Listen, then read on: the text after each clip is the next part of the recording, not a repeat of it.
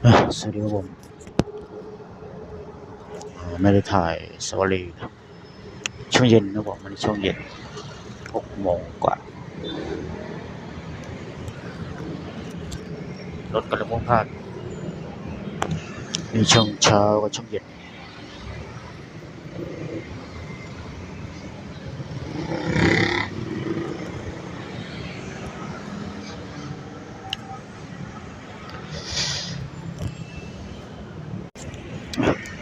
ก็พอดีแวะมาแถวสวรีนะสวรี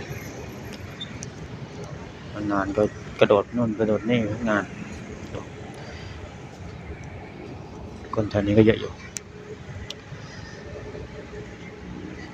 สวรีสยามแล้วก็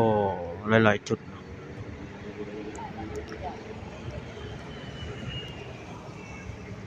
อย่าลืมติดตามได้นะผมติดตามกันได้ผมเดี๋ยวจะถ่าย